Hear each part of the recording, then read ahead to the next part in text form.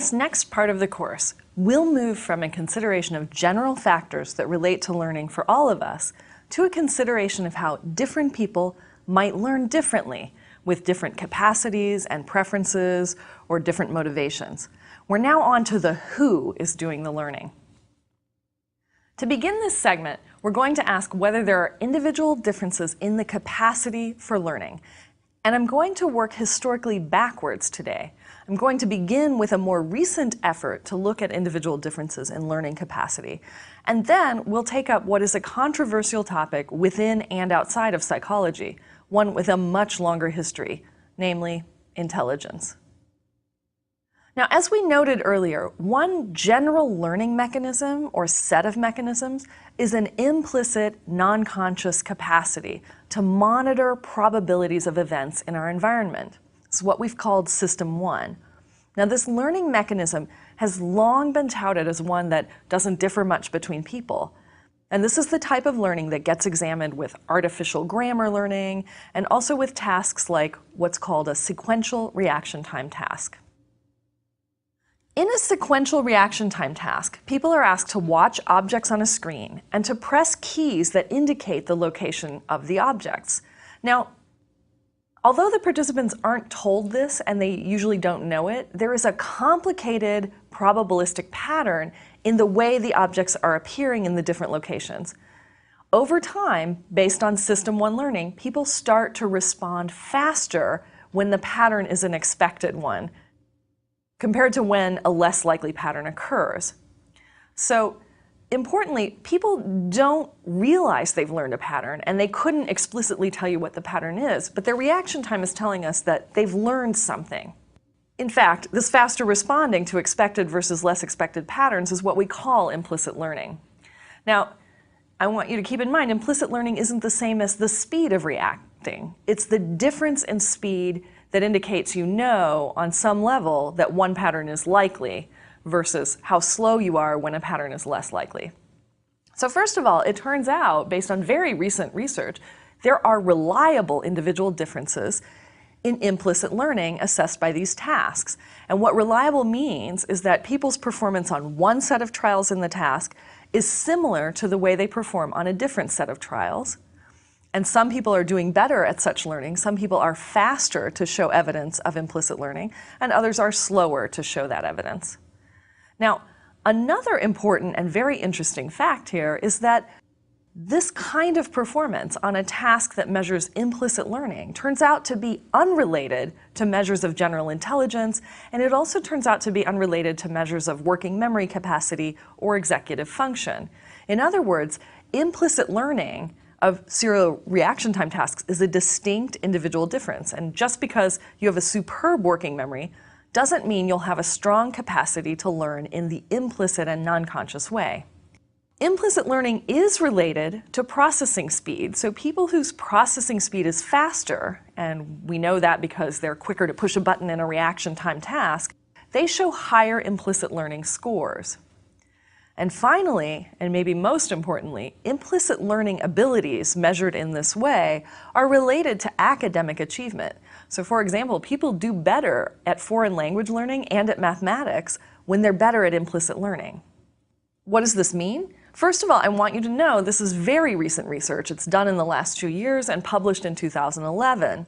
So many aspects of individual differences in implicit learning remain to be established. We don't, for example, know how reliable these differences between people are over time.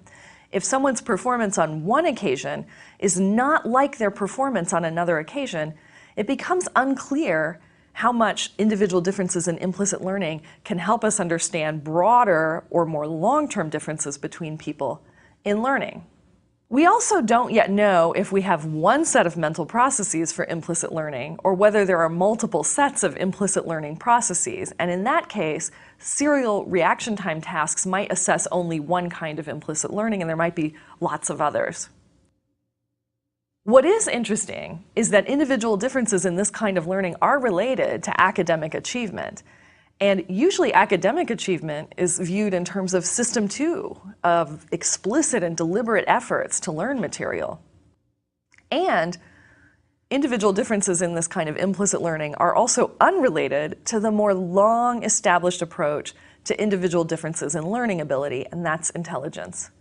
As we'll see next, intelligence may not be a great explanation of differences in learning, at least as we currently measure intelligence. So, implicit learning offers a potentially useful alternative idea that researchers can explore. Now, in addition to the work that I just described on individual differences in implicit learning, the more long-standing area of focus on individual differences in learning is that of intelligence. Are differences in people's learning related to differences in their intelligence? The answers we arrive at today may, in fact, surprise you, and they certainly surprised me. To begin with, we have to consider what intelligence is and the history it has both within the field of psychology and also beyond. We think of intelligence as the capacity for adaptive, successful problem solving. But what might that capacity entail, and how could we go about measuring it? In its earliest history, Alfred Binet, the French scientist who was responsible for developing one of the earliest intelligence tests, Binet argued that human intelligence involved our abilities for memory, judgment, reasoning, and social understanding. An intelligence quotient, or IQ, is a measure of someone's intelligence that is based on a fairly limited examination of their ability to do certain kinds of problems, often under time-pressured conditions. And those are what we call IQ tests. Typical problems on IQ tests include reasoning from a set of given premises, substituting symbols for digits, answering general knowledge questions, completing patterns of numbers, words, or visual images, recognizing the meanings of words, and so on. Now, Binet developed some of the earliest tests in France, and he had a very specific goal. He wanted to figure out whether kids were ready to start school or whether they should wait a little bit longer before beginning school. But the timing of his work and the timing of these developments was right around the onset of World War I, and that meant that IQ testing took off pretty quickly as a way to sort out the strengths and weaknesses of Army recruits for various positions within the Army. Now, in the context of making IQ tests more useful for that military application, IQ tests developed into their current form. And today's IQ tests generally measure two distinct but fairly related capabilities, and they're often termed fluid and crystallized intelligence. Now, fluid intelligence consists of tests of speed of information processing, the capacity to detect patterns and predict what comes next in sequences, the ability to mentally rotate figures, the ability to remember new information that you're given, and so on. Crystallized intelligence consists of measures of vocabulary and general knowledge. So fluid intelligence is what you can do with new information on the fly, and crystallized intelligence is what you have accumulated already. Now, as an aside, nonverbal tests of IQ that have been developed and applied to humans and chimpanzees actually suggest many of the visual and spatial aspects of IQ tests are actually pretty similar across species. And humans have additional abilities that seem to be less relevant for chimpanzees, and those include some of our abilities with respect to social understanding that we talked about earlier. Now, after these initial military applications, IQ tests were more fully developed for widespread use, and this included adapting them for groups that weren't literate or couldn't speak English. And as all these developments occurred, IQ tests played a role in evaluating immigrants and in a number of other, what we might think of as dubious contexts. And as this happened, the use of IQ tests shifted from evaluating someone's current readiness to learn to a more problematic and essentialist idea that people differ in some fundamental capability for learning. And essentialist means an entity idea of intelligence. That is, it's the idea that IQ is a static element of someone's capabilities. It's not something that changes. It's not something that can be improved. So Binet's original idea for IQ was not this way. It was not the idea that there was some immutable quality of children that determined whether they could go to school. But IQ quickly became viewed in this way. In fact, when we speak of IQ, many people now presume that IQ is what we are born with. and they assume that it is IQ that makes learning easier or harder for some people than others. Another way to think about this is to say that IQ is viewed as an aptitude or a talent that makes it easier to learn. And so those who have a higher IQ will perform better in school. They'll get better grades and they'll get better test scores. But IQ is the innate potential, and it's distinct from learning. This is why the data that show that one or another group, on average, scores lower on IQ tests, this is why that data is so troubling. If we assumed that IQ was some temporary state of a person that basically told us how ready they were to learn, we might view that same set of findings as indicating the need for remedial programs or different instructional methods, rather than as a claim about a group being fundamentally inferior or superior. So what would count as good evidence for IQ as an ability that facilitates learning? What would help us feel like this essentialist account is right? You need to show two things. Now, one thing you need to show is that IQ scores predict learning. And here, IQ scores look pretty good. IQ scores predict learning quite well. For example, let me just give you a list of some of the things that can be predicted pretty well based on knowing someone's IQ. These things include school grades, scores on achievement tests, which measure how much students have learned in school settings, and we're going to come back to that fact later today, military recruits' ability to steer a tank, mechanics' ability to repair engines, postal workers' speed and accuracy at mail sorting, and so on. In all these cases, people with higher IQ scores appear to learn and then to perform at a higher level than those with lower IQ scores.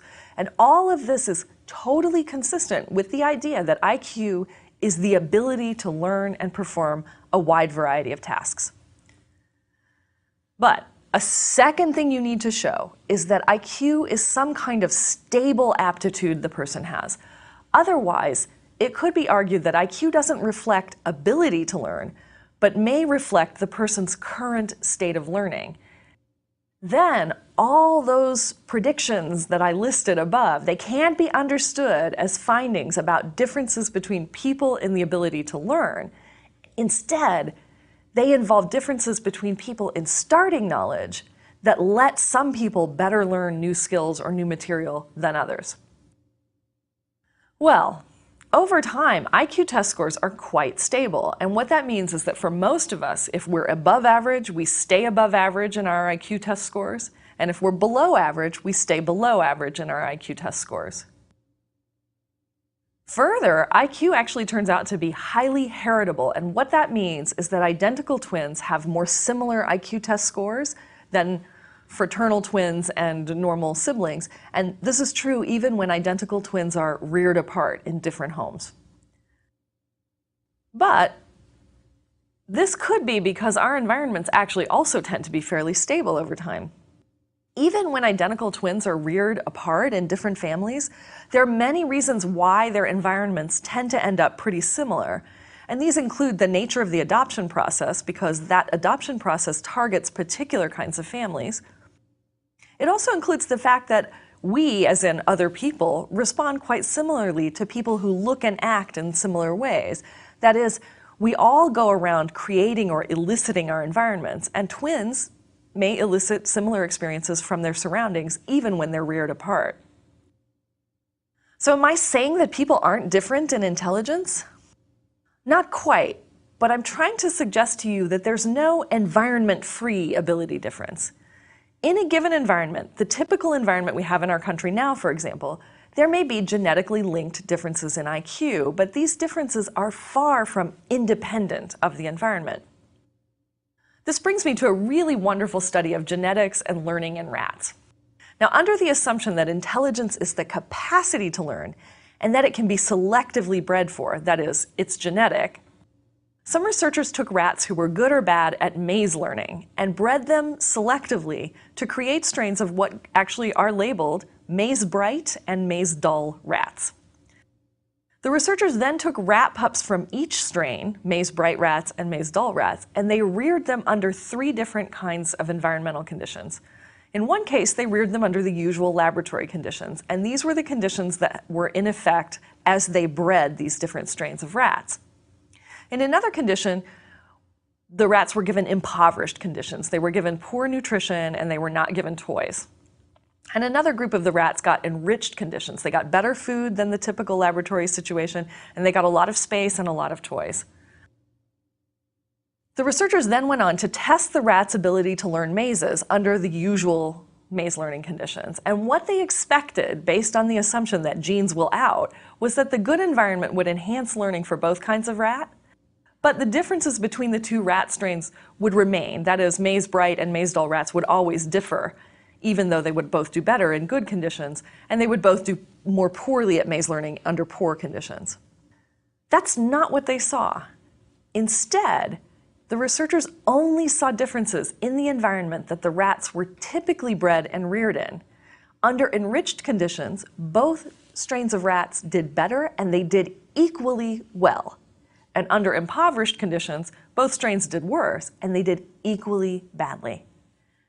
What this tells you is that the effects of any gene, including any gene involved in intelligence, and for a complex quality like intelligence as we've defined it, there are going to be a lot of genes involved. The effects of any gene are intertwined with the environment so much that you actually can't pull them apart. And in the case of IQ, this means that IQ may have to do with genetic effects, but IQ has to do with genetic effects only in the way that the genes are operating within that person's environment over time. And what this means is that the stability of IQ test scores may not mean that IQ comes first and it's genetically based and learning relies on IQ. Rather, the stability of IQ may mean that people who start out having learned more in their environment continue to have advantages over time because most people who start out having learned more maintain their environmental advantages over time, the circumstances that initially led them to learn more than their peers. Well, where am I going with this? Some years ago, a psychologist named Cece began to take a good, careful look at the evidence that IQ was stable and that it predicted learning. And what he discovered was quite surprising, and it may radically change your perspective on IQ, as it did mine. Now, what Cece did was to argue that what IQ tests are really measuring is achievement. IQ doesn't measure your ability to learn. IQ measures what you've previously learned, and what you've previously learned can give you a leg up on subsequent learning, as we've discussed before in this course. So in making his argument, Cece brought in 8 different pieces of evidence, and we'll consider them in turn. Before we go there, however, I have to make a very brief statistical digression. In many fields, to quantify the relationship between two variables, like IQ and learning, researchers compute something called a correlation coefficient, or correlation for short. A correlation coefficient ranges from -1 to +1. Now, a correlation of 0, or somewhere around there, means that two different variables, again, let's think of IQ and learning, have no relationship at all. And what that means is knowing someone's IQ tells me nothing about how well they're going to learn. Now, a correlation of +1 would mean that IQ and learning are perfectly positively correlated. And that would mean that knowing someone's IQ allows me to perfectly predict their learning. And because it's a positive correlation, it would also mean that the higher their IQ, the better their learning. A correlation of -1 means, again, that IQ and learning have a perfect correlation, but this time it's a -1. So knowing someone's IQ would allow me to perfectly predict his or her learning, but in this case, that negative sign means that the higher their IQ, the worse their learning. In practice, correlations of about 0.3, or somewhere in that arena, whether they are positive or negative, are the norm for variables that we think of as being related to one another, but not the same. When two variables correlate at 0.7 or 0.8 or higher, you have to wonder if they aren't essentially the same variable being measured in two different ways, with the small differences that make the correlation a little less than 1 being due to differences in measurement and a little bit of error in our measurements. Now, this is important because some of the evidence Cece compiles on IQ as achievement versus IQ as ability relies on the magnitude of correlations between IQ and other variables. So first off, the more school people attend, measured by the highest grade they complete, the higher their IQ, and this relationship remains very strong even when you control for other variables that might explain that effect. And in fact, the relationship involves correlations of between 0.6 and 0.8. These are relationships that are getting close to the measuring the same thing idea. Now second, and this one is really kind of interesting, during summer vacation, children's IQ scores drop. Over the school year, children's IQ scores rise. And the summer drop is particularly bad for low-income kids. So what does this mean? Well, what it means is that over the school year, as kids learn more, their IQ scores go up. And over the summer, as they forget some of their newly learned material, IQ scores drop. And the drop is worse in kids whose summers are likely to involve less intellectual activity because their families are less able to afford academically stimulating summer camps and other sorts of summer experiences. Now, work on kids who attend school only intermittently also suggests that as they get older, their IQ declines steadily. And some of this work comes from interesting historical studies of migrant workers and other families where the younger kids go to school pretty regularly, but older kids increasingly begin to work to contribute to family income, and they don't regularly attend school. So in these families, kids' initial IQ scores are within the normal range for their age group, but the IQ scores of older children are significantly lower than those of their peers. People who delay beginning school because of war or the lack of an available teacher or segregation and racism across a wide range of historical periods lose an average of 5 to 7 IQ points per year of delayed schooling. Similarly, people who drop out of school early without finishing high school also show IQ deficits relative to their same-age peers. Now, you might be thinking, well, the people with lower IQ drop out of school because it's too hard. But this isn't the case in the studies Cece reviewed. The relationship between IQ and dropping out is not nearly big enough to explain the lower adult IQ of people who left formal schooling before the end of high school. Now, 3 additional pieces of evidence were marshaled by Cece. One is that if you look at the effects of age on IQ, and primarily in childhood, independently of the effects of schooling, and you can do this by looking at kids who are in the same school grade but are different in age, what you find is that 1 year of schooling has a bigger effect on IQ scores than 1 full year of development. In my son's 3rd grade class then, the difference in IQ between the barely 8-year-olds like my son and the already 9-year-olds is going to be smaller than the IQ difference in the barely 8-year-olds from the beginning of the school year to the end of the school year. Now, it's also the case that many historical shifts in IQ scores, such as the large increases in IQ scores of World War II recruits compared to World War I recruits, can be attributed to historical expansions in what a typical person's education entailed. Finally, last, but by no means least, achievement tests, which purport to measure learning, are so identical to IQ tests that it's almost foolish to think they're distinct. Not only are these 2 types of tests highly correlated, in the range of 0.8 correlations, they're also related to other variables, demographic variables like socioeconomic status, factors like years of schooling, as I've outlined above. They're related to those factors in identical ways. In every way that's been examined, achievement tests and IQ tests look like they're measuring the same thing. And perhaps, Cece concludes, this is because they are. Now, Cece went on in his review to also show that schooling may affect basic cognitive capacities like attention, perceptual abilities, memory, and what we would call executive function as well. So the question is, how does school do this? How does school affect IQ? And there are at least 3 ways that school works to affect people's IQ scores. Now, one is that schools provide direct instruction for many of the things that are tested in standard IQ tests. My son has spent 2 years learning Latin roots for words, and this is all before he turned 9. Now, the Latin roots are very helpful in direct ways for deciphering difficult and unusual vocabulary words on an IQ test. Schooling also provides kids with instructions about strategies for thinking, ways of classifying items. For example, it's in school that we learn to put apples and oranges together because of their botanical status as fruits, rather than because they're both round or can be eaten or have seeds. And these latter categorizations are viable, they're even useful, but they're just not consistent with IQ test rules.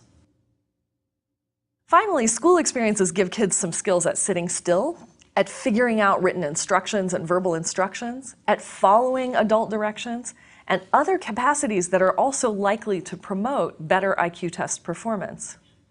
IQ is a fraught concept in our society, in part because historically, a test designed to help assess children's readiness for schooling got linked to ideas about ingrained and unchangeable mental superiority or inferiority, ideas about the inequality of individuals and groups, and ways of justifying existing social inequities.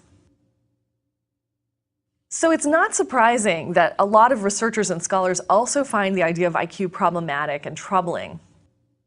Now, one real issue to think about is what we're trying to do with the idea of IQ. What is this concept being used to accomplish? If we're just trying to assess where someone is in order to tailor education or training or other opportunities specifically for that person, IQ tests probably do a pretty decent job. If we're trying to sort people into groups or to treat IQ as an immutable aspect of people, then we are likely to actually fail to capitalize on at least some of our human potential. Also, remember that we talked about confirmation biases in the self, and we talked about how people who think badly of themselves work kind of hard to maintain those negative views and to get others around them to share those negative views. Well, this also certainly applies to self-perceptions about IQ and to teacher perceptions about IQ. When teachers develop the idea that a child is stupid, or that child, him or herself, develops the idea that he or she is stupid, you can imagine very similar ways in which both teacher and child might work to maintain that belief. And that happens at the child's expense, but it also happens at the expense of all of us. Now, note that Cece doesn't argue that IQ is meaningless, and he also doesn't argue that schooling is going to fix everything and make all kids equally bright and equally smart. Rather, Cece suggests that IQ is better thought of as a complex measure of achievement, as something that indexes past learning. And past learning is a function of experiences that a person has over their lifetime, as well as whatever innate differences there might be in the ability to learn. And the idea of tacit learning that I started with suggests that there will be real differences between people in learning capacities too. IQ just may not be the best route to getting at those differences.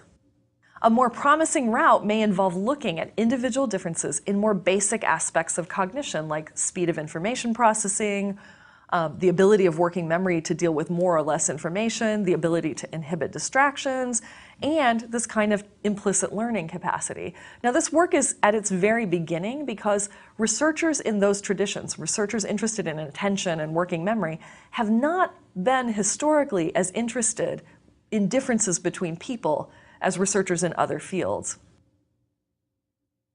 Now, another answer to the problems raised by work on IQ, and one we'll address in the next lecture, is ideas about learning styles and multiple kinds of intelligence.